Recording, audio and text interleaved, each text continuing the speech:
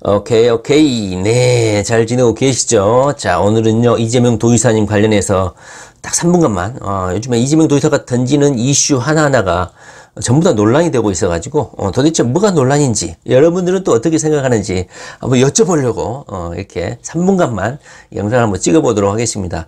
현재 이재명 도지사는 등분서주 하면서 동에서 번쩍, 서에서 번쩍, 홍길동처럼 정책 뜨거운 이슈를 계속해서 던지고 있습니다. 오늘은요, 남북 관계 관련해서도 DMZ 관련해서 행사를 또 언컨택트죠. 코로나 때문에 현재 남북 관계에 대해서 전쟁을 중지하고 평화 시대를 도래해야 되는 이슈를 5가지를 던졌죠. 코로나 방역부터 해가지고 남북 수해 대책 관련해서 이번에 홍수 때문에 많은 피해가 있었죠. 이런 것 때문에 남북 관계에 이렇게 단절하거나 대화를 중지하지 말고 계속해서 남북이 대화를 이어가야 된다. 오늘 또 이슈를 던졌어요. 정작 문재인 대통령은 모습을 잘 드러내지 않는 반면에 차기 대선 주자인 이재명 도지사는 계속해서 이슈를 던져주고 있는 것 같습니다. 그러다 보니까 던지는 이슈 자체도 고만고만한 것이 아니고 아주 파괴력 있는 이슈다 보니까 전 언론들이 이재명의 이런 발언 하나하나를 비평도 하고 비난도 하고 엉망이다, 포퓰리즘이다 여러 가지를 붙여가지고 이재명의 이런 이슈 주도를 억제하면서 방해하고 있는 것 같습니다. 여러분들은 이재명 도지사가 던지는 이슈에 대해서 어떤 생각을 하고 계시는지는 모르겠습니다. 이재명 도지사가 요즘에 던지는 이슈는 뭡니까? 기본 대출 제도가 있죠. 고금리에 사채를 많이 쓰고 있는 불쌍하고 어려운 처지에 속해 있는 국민들을 국가가 어느 정도는 보호해주고 보완해줘야 된다. 10% 대출제, 기본소득 시리즈부터 해가지고 기본 시리즈죠. 기본소득, 기본주택, 그리고 기본 대출, 여기까지 이재명 도지사가 그 이슈를 진전해 나가고 있는 것 같아요. 근데 솔직히 이 기본 대출 제도는 기본 소득이라든가 기본 주택에 비해서는 논란이 훨씬 더 많은 것 같아요. 여러분들은 또 어떻게 생각하십니까?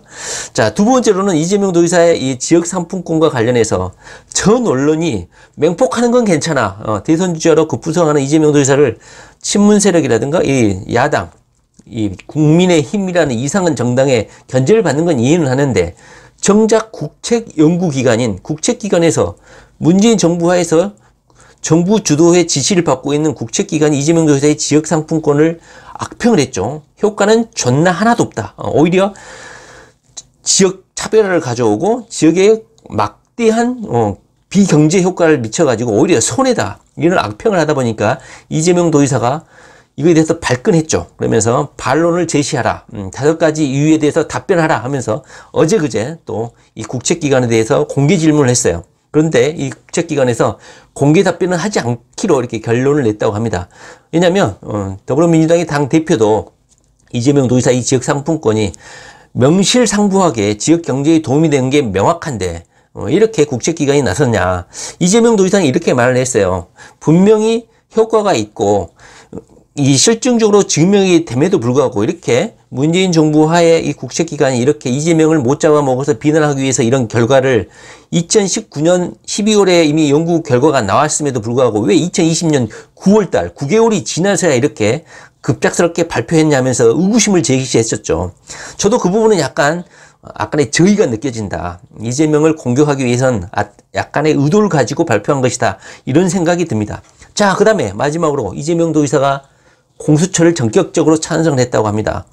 저는 이재명 도지사의 공수처 찬성을 이해를 해요. 왜냐하면 이재명 도지사가 검찰에 대해서 엄청나게 피해를 많이 받고 그리고 지난 독재 시대부터 거치면서 민주화 투사들이 그리고 민주화 세력들이 검찰의 이런 막가파식 수사 때문에 엄청난 인권 침해를 받았기 때문에 이 공수처 설치에 대해서 이재명 도지사는 찬성할 거라고 저는 생각했고 노무현 정부 때부터 공수처는 계속 뜨거운 감자로 이슈가 되어 왔었어요. 그때 당시도 저는 공수처를 무조건 설치해야 된다고 생각했는데 이번에 문재인 정부가 들어서고 나서부터 윤석열 검찰총장 체제에서는 오히려 수세가 좀 바뀌어가지고 공수처를 반대하는 국민 여론이 좀 많은 것 같아서 좀 역사의 아이러니가 아닌가 싶습니다. 그리고 마지막으로는 요즘에 진중권이가 이재명이가 추미애에 대해서는 찍소리도 못하는 겁쟁이다. 고만고만하고 상대하기 쉬운 사람만 상대하고 있다. 이렇게 우리 진중권이가 이재명 도지사를 악평을 했었죠. 여러분들은 어떻게 생각하십니까?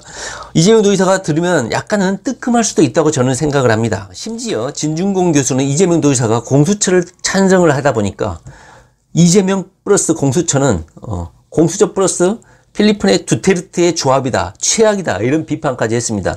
자, 이재명 도의사가 만약에 대통령이 되면 공수처를 어떻게 활용할 것인지는 저는 예측이 돼요. 아마 대한민국의 모든 부정부패, 비위 세력들은 아마 척결이 될 거예요.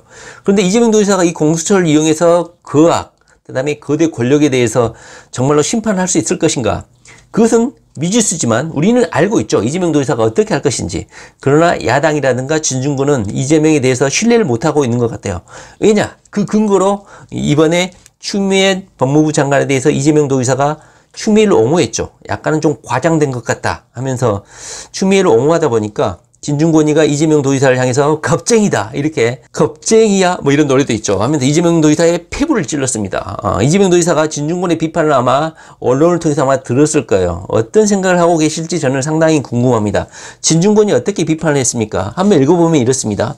이재명은 슬슬 권력의 눈치다 보면서 아예 그것을 싸고 도는 주제에 무슨 염치로 정의와 공정과 평등을 떠드는지 모르겠다.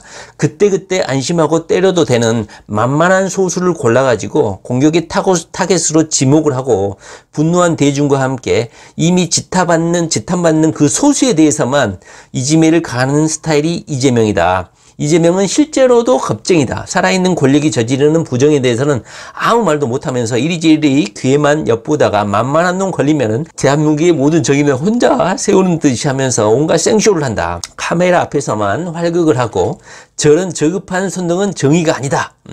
공정이라는 공적 가치를 빙자해서 사적으로 지지율이나 챙기는 기회주의 행태다.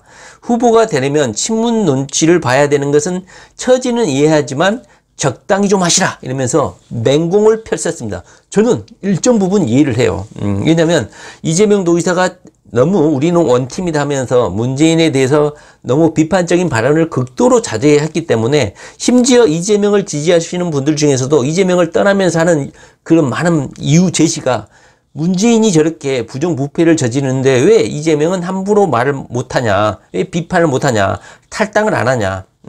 근데 제가 이 부분에 대해서 여러 번 말을 했죠. 이재명 도지사는 영원한 더불어민주당의 당원입니다. 그리고 이재명 도지사는 한나라당, 이런 신한국당, 이런 야당에 대해서 엄청나게 분노를 가지고 있어요. 이번에 와서야 뭐 국민의힘이나 이런 애들이 착한 척 하는지는 모르겠지만 지난 40년, 50년 동안 한나라당, 자유한국당, 이런 애들이 벌여온 그 행태들을 보면요. 제 개인적으로도 용납이 안 됩니다. 그런데 이재명 도의사가 이 정치 역경을 거치면서 차라리 다 나쁘겠죠. 문재인도 나쁘고 국민의힘도 나쁠 수도 있겠죠. 그럼에도 불구하고 이재명 도의사는 이 국민의힘, 한나라당 계열들을 100배 더 싫어하기 때문에 오히려 민주당의 당원으로서 정치 세력의 하나를 선택해야 된다면 민주당을 선택하겠다는 이런 취지가 상당히 강하고, 그 다음에 문재인 정부의 성공을 위해서 이재명 도의사가 경기도 지사 되고 나서부터 자기가 결심을 했거든요. 문재인 정부를 실패하게 하기 위해서, 노무현 정부를 실패하기 위해서 그렇게 했었던 것처럼 국민의힘 이 정당이 이제 문재인 정부의 실패를 아마 엄청나게 괴롭히고 방해할 것이라는 것을 알고 있기 때문에 이재명 도의사가 문재인 정부의 작은 실수는 덮고 가고 있는 것 같아요. 그리고 실제로도 현재 조국이나 이런 추미애 같은 이재명 도지사도 수사 진행 과정 중에서 많은 논란이 있었잖아요. 무죄에서 유죄로, 유죄에서 또 무죄로, 이런 식으로 계속 재판 결과가 달라질 수도 있기 때문에 쉽게 결론이 나와 있지 않는 조국이라든가 추미애에 대해서 쉽사리 이런 발언을 하는 게 상당히 조심스러울 수도 있다고 생각해요. 그런데 뭐 군대 다녀오신 분들은 아시겠지만 현재 추미애 대응에 대해서 약간 좀 이해하기 힘든 측면도 있겠지만 또 한편으로는 수술까지 하고 다리가 다쳤다고 하는데 너무 심한 공격이 아니냐, 이렇게도 생각하시는 분들도 있을 거라고 생각하는데, 막상 또 군대를 안 간 우리 이재명 도지사가 추미애를 약간 오버스럽고 약간 과장된 측면이 있다 하면서 추미애를 또 옹호하다 보니까 이런 비판을 받고 있는 것 같아요.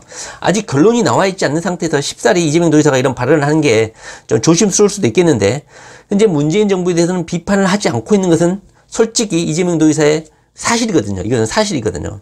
그래서 진중권의 이런 비판이 좀 가슴 아프긴 하다.